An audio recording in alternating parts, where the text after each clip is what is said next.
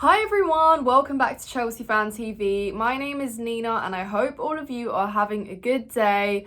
Welcome to a brand new episode of Round the Corner, the show where I predict what could happen in our upcoming fixtures.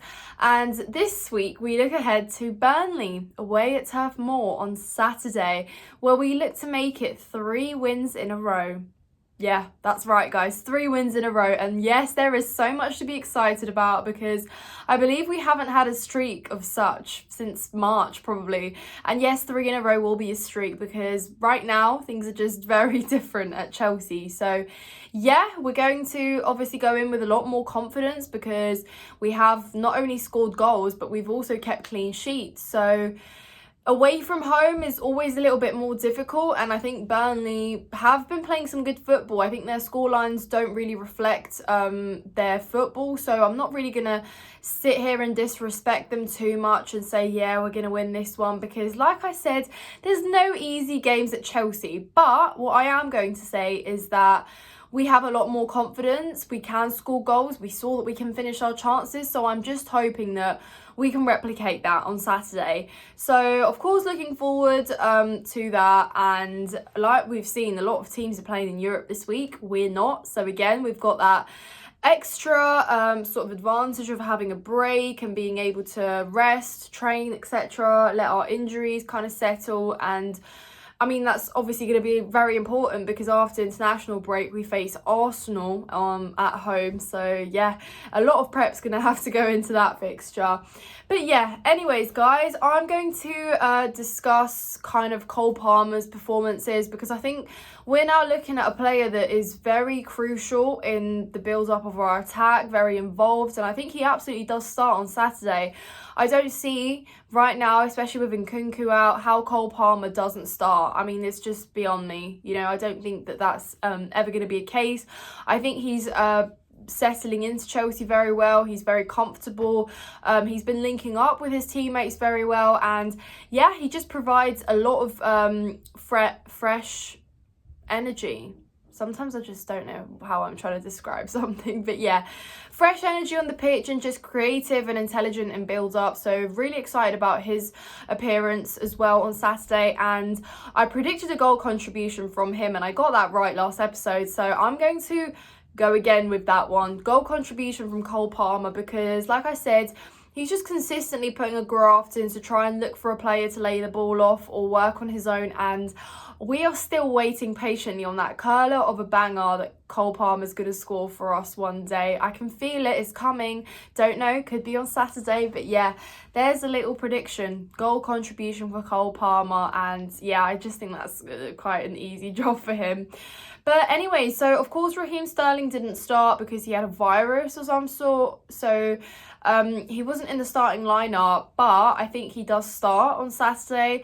I don't see a world in which Pochettino drops Raheem Sterling, who is fully fit, against Burnley, because I see that he is really trying to push Sterling. I see that he really is trying to get the best out of him, and he recognises that he does have experience, which we need up alongside our more inexperienced players. And I think he's going to try and flesh that out as much as he can. So I think Raz starts 100%, and I'm also going to put Conor Gallagher as a absolutely 100% starting because if you notice, we kind of rested these players against Brighton in the Cup because there are more senior players. You know, even Gallagher fits under that bracket. Pochettino has been starting him every single game this season and obviously rested him against Brighton. But it's actually crazy to see that these players are, you know, starting on a weekly basis now. So I don't see how Pochettino drops them. And I don't necessarily think it's a bad thing because we want to see some consistency. We want to see the same team play and gel together, gain chemistry. So it's not probably the best idea to keep chopping and changing things.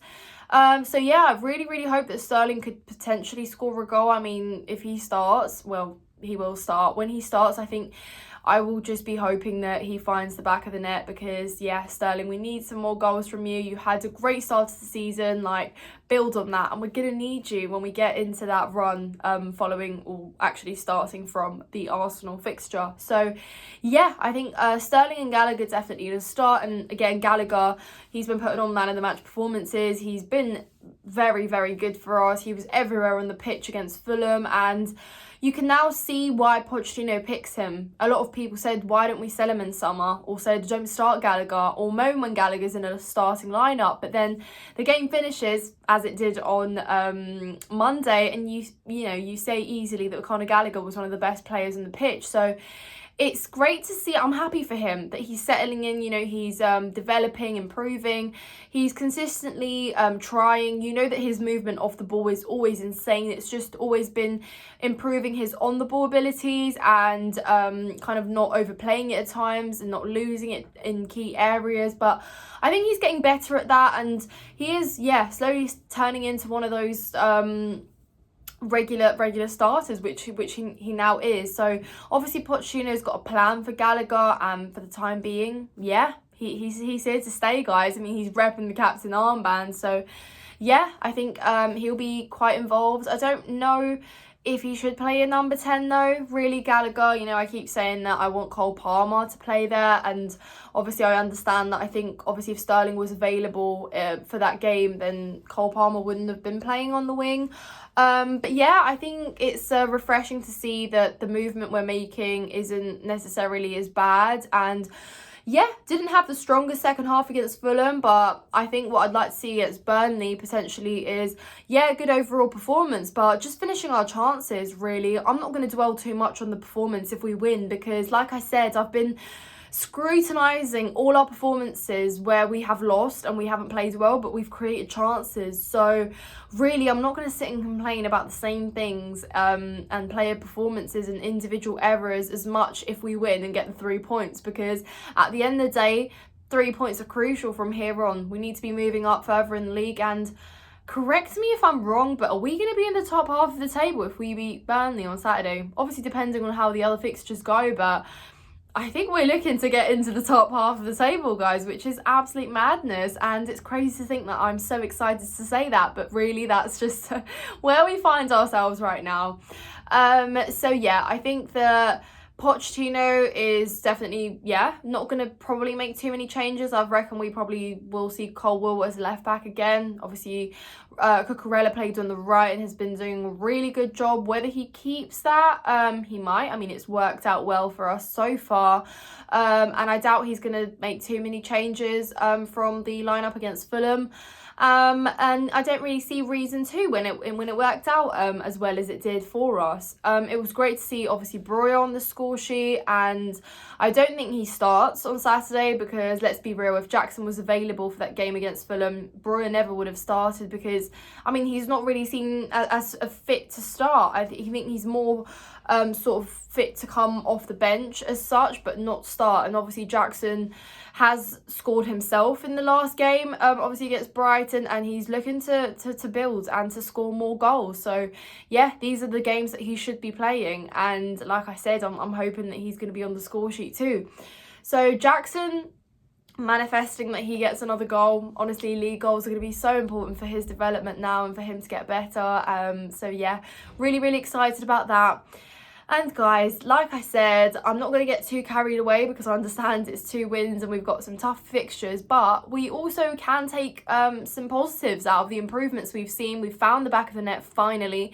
Let's just build on that. And I think Burnley is a good opportunity to do that. So I'm going to manifest and offer a score prediction that I wouldn't even have believed to say that there could be more than 2 goals scored for Chelsea in one game, but I'm going to say 2-0 Chelsea. I'm going to say another clean sheet. If we can score 2 goals, I would say 3, but that would be an absolute Merry Christmas already. Like 3-0 would be, wow, great. Replicate the Luton win.